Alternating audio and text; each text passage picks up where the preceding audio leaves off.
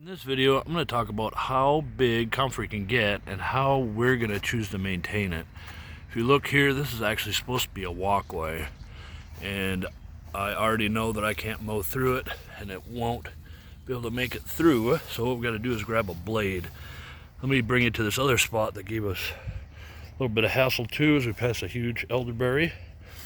These are all relatively small, but then as you get here, this is really taken off and it's amazing.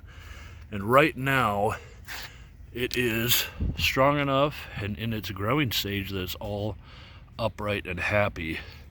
But it looks like maybe a doggo from the neighborhood had gotten in here and actually knocked it down, which if I wasn't so worried about aesthetics, the way it looks, I would actually probably just move all that stuff back. So kind of keep this whole area in mind, and we'll show you what it looks like afterwards.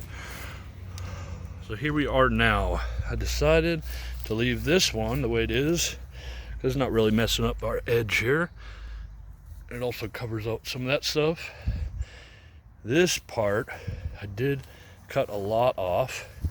I don't know if there's a certain way to do it, but I knocked off quite a lot, as you can see. And I'm a little out of breath, but I'll check back on this when I come to cut the grass again, and I imagine that there'll be all sorts of new shoots, and within probably 2 weeks, maybe 3 weeks, you won't even know that it was ever cut. I'll actually have to cut this down before, and I would normally let it go as long as possible because there's a lot of pollinators that like comfrey, and you can tell that there's still nectar in there if it's still purple. There's none on here that are especially white.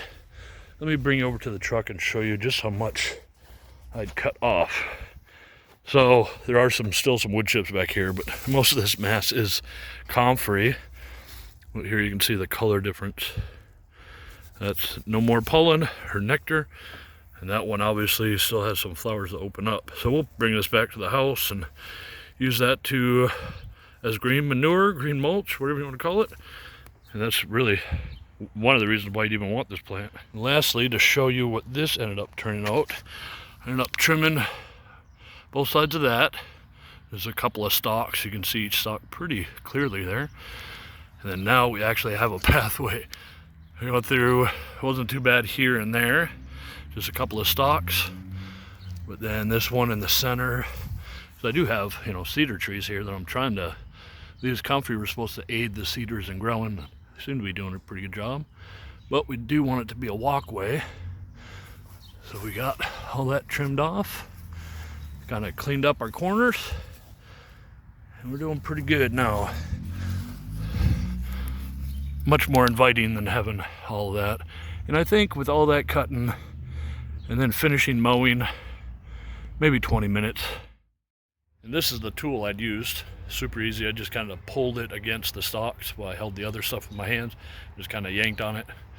Slice right through, no problem. So as you can see, everything is super lush and green and happy. Our pear trees and raspberries and blackberries and currants. Everything else is doing well. So that's my obligatory spring comfrey video. And like I said, probably in about a week, I'll either upload a short or another video on it to let everybody know. So thank you for watching.